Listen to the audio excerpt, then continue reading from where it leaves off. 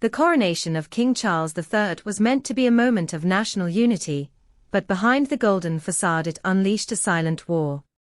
From the moment Queen Camilla placed her newly crafted crown upon her head, strange omissions and calculated inclusions began to ripple through the palace.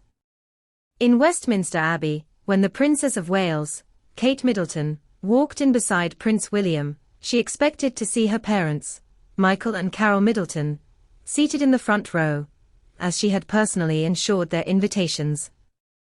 Instead, there sat Tom Parker Bowles in the center seat of honor, flanked by his sister Laura Lopez, and other of Camilla's relatives. No seat for the Middletons, no explanation, and no apology. Kate froze, her heart tightening, her composure teetering on the brink. A wave of humiliation and anger crashed over her, but she forced a serene smile and gripped William's hand as the cameras roamed past. William stiffened beside her, anger simmering in his gaze. He glanced up at Camilla, now officially queen, poised in her custom-fitted crown, her eyes sweeping the crowd with that familiar glint of triumph. He realized instantly what had been done. This was a power play, a deliberate slight aimed at Kate and her family. He squeezed Kate's hand to steady her, but inside, his insides twisted at the injustice. As heir to the throne, he understood tradition and protocol, and this was neither. It was a direct attack on the woman he loved and the family she cherished. Watching from a shadowy side chapel, Princess Anne stood motionless, her arms folded, her steely blue eyes missing nothing. At 73, draped in deep green silk, she cut an imposing figure of authority. She had spent a lifetime serving the crown through decades of changing monarchs, and she sensed the danger to the institution. She noted Camilla's subtle smirk, the smug satisfaction in her posture, and the uncomfortable tension radiating off Kate. Anne stored away every detail. This would not go unanswered. In the days that followed, London seemed swallowed by a cold, uneasy fog, reflecting the turmoil behind palace walls. The tabloids, once effusive in their praise of Camilla's ascension, quietly shifted tone, running stories questioning Kate's absence from public events. Behind the scenes, charity galas and receptions that Kate had long championed were quietly reassigned to other royals. Invitations arrived late, or not at all. Press briefings implied she was taking time for private family matters. It was a slow-motion exile, executed with surgical precision. Kate found herself trapped in a glass cage. One evening, seated in her Kensington Palace sitting room, she stared at a tabloid spread across her lap, headlines branding her as vulnerable and overwhelmed. She had called her mother to apologize for not seeing them, and Carol's gentle reassurances could not mask her own hurt. Kate's hands trembled as she folded the paper, each crease a reminder of the insult. William tried to soothe her. "We'll find a way," he whispered, but his voice carried his own worry. He, too, felt the mounting pressure.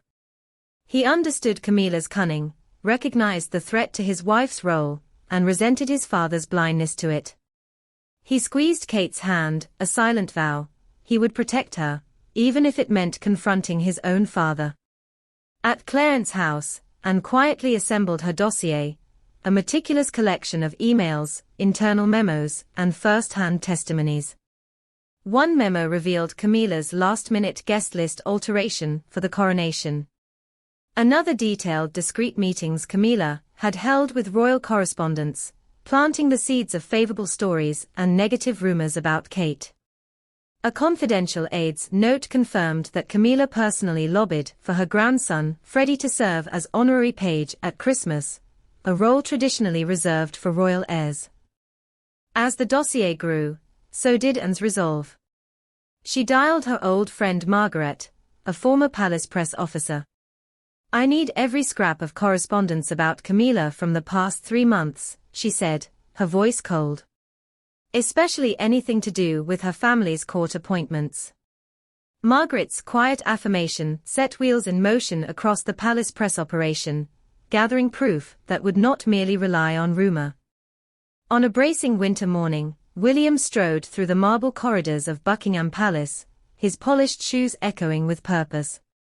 He marched into his father's private study, an intimate space lined with antique paintings and leather-bound volumes. Charles looked up, surprised to see his son so late. William closed the door behind him and spoke with a quiet intensity rare in his gentle demeanor. "Father, we need to talk about Camilla." No pleasantries, no preamble, just the unvarnished truth. William recounted Camilla's deliberate exclusion of Kate's family, the orchestration of tabloid assaults, the installation of her own relatives into royal roles. He finished with a solemn promise. "If you cannot see the damage she's doing, to Kate, to our children, and to the monarchy itself, then I cannot continue serving under these conditions." Charles, torn between love and duty, found himself at a crossroads. For decades he had fought for Camilla, enduring public scorn, determined to make her queen. Now he saw the cost: his son, his heir, his daughter-in-law, and the very legacy of his mother, Queen Elizabeth II, all under siege. Yet even as he felt the fault lines cracking beneath him, he was reluctant to believe the full extent of Camilla's machinations. Meanwhile, Anne presented Charles with her dossier in the hushed privacy of Clarence's house. She spoke not from spite, but from duty.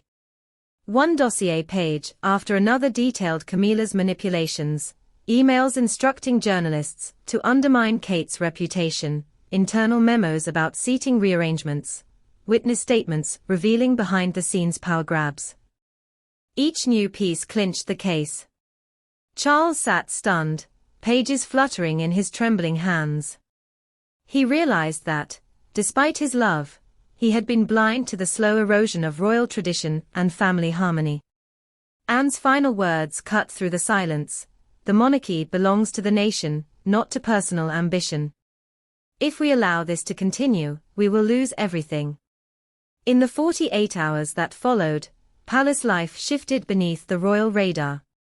Camilla's calendar was quietly cleared: charity openings, diplomatic receptions, official appearances, all postponed or reassigned to other royals. A Chelsea hospital event slated for her was instead headlined by Kate. Anne's loyal staff reshuffled the guest lists for upcoming gatherings, ensuring that only immediate heirs and key blood relations took front-row seats. No public announcement was made. The palace relied on quiet whispers and sudden schedule changes to enact the purge. Camilla found herself confined to her private apartments in Buckingham Palace, her trusted secretaries reassigned, her phone eerily silent. When she appealed to Charles for support, his responses grew curt, distracted by pressing state matters and the burgeoning support behind William and Anne. Camilla, once the beloved underdog turned queen, was now the outsider in her own court. The public, sensing something amiss, began to ask questions. Leading newspapers ran headlines like "Royal Shifts," "Who's Really in Charge?" and "Queen Camilla's Sudden Retreat." Commentators wondered if this was a health hiatus for Charles or signs of deeper palace unrest. Social media churned with speculation. Royal enthusiasts and insiders alike tasted the tension in the air. This was no ordinary reshuffle, it was a coup, carried out with surgical stealth. Christmas at Sandringham arrived under a crisp, frosty sky. Camilla watched from a curtained window, her pale reflection superimposed over the glittering estate grounds below, where Kate, William, and their children greeted guests warmly at the gates, an image of family unity that stood in stark contrast to Camilla's isolation.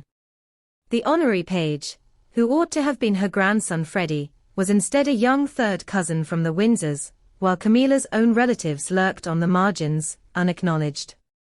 That night, a brief palace statement announced that King Charles III would temporarily step back from public duties for health reasons, without mentioning the true cause. William and Anne would represent him at forthcoming engagements, continuing the monarchy's work seamlessly. The public reacted with concern and curiosity, praising William's poised addresses to Parliament and Anne's tireless charity visits. In the hushed halls of palace politics, everyone knew what had happened. the monarchy had chosen preservation over personal loyalty. In Buckingham Palace, Charles sat alone before his mother's portrait, the weight of his decisions etched in every line of his face. He had chosen duty, but at a terrible personal cost. Camilla, his partner, scorned and sidelined.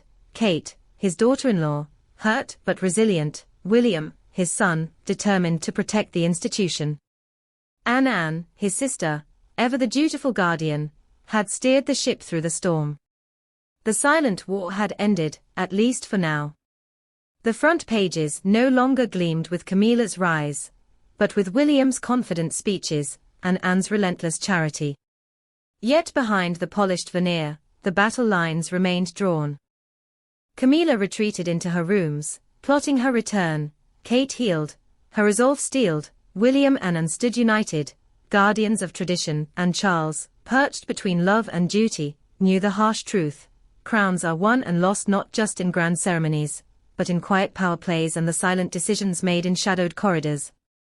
The monarchy had survived the night, but the echoes of that war would linger for generations to come.